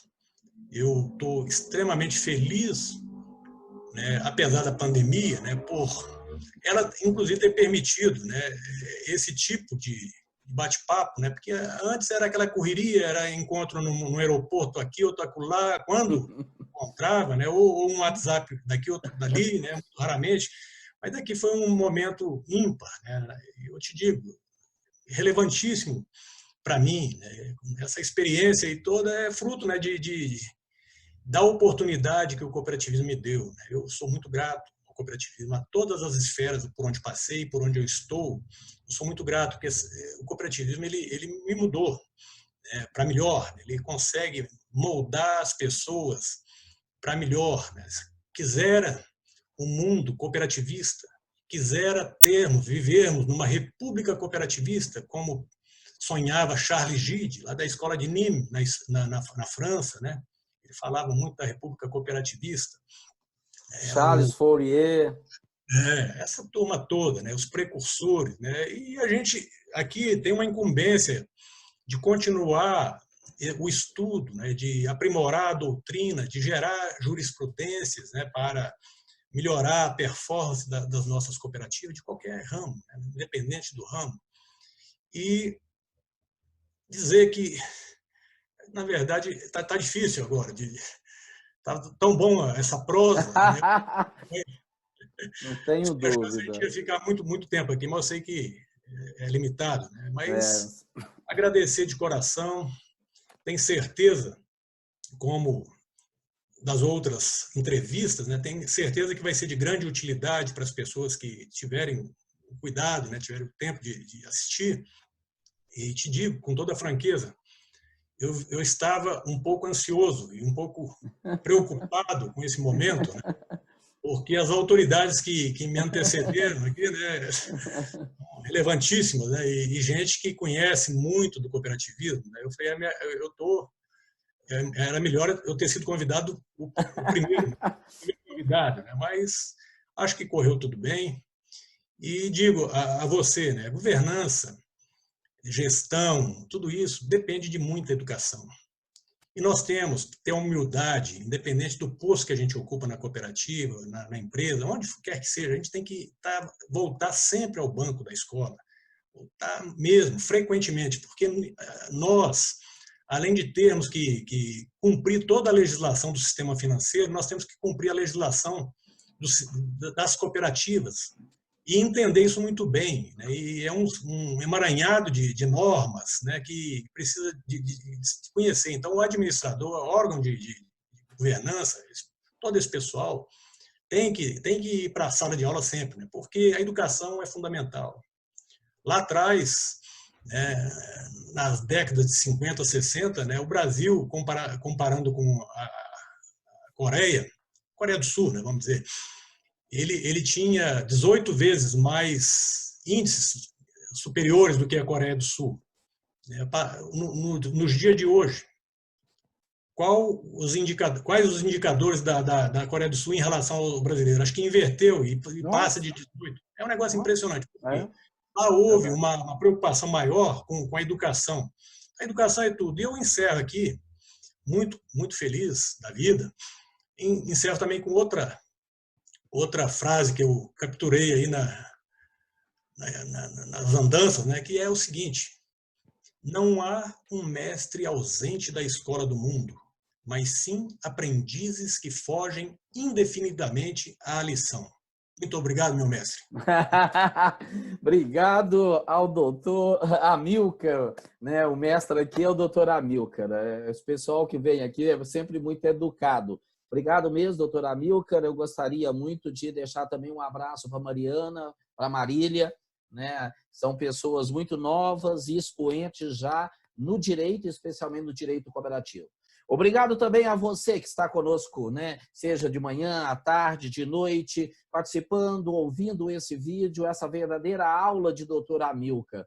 Não se esqueça, inscreva-se no canal, isso é muito importante, né? É justamente por essas ações, pela sua inscrição, e se possível dar um like, é sempre muito interessante, é que ajuda a gente a manter essa estrutura, essas produções, né? Essas gravações, para deixar isso uma verdadeira aula para você e para a posteridade.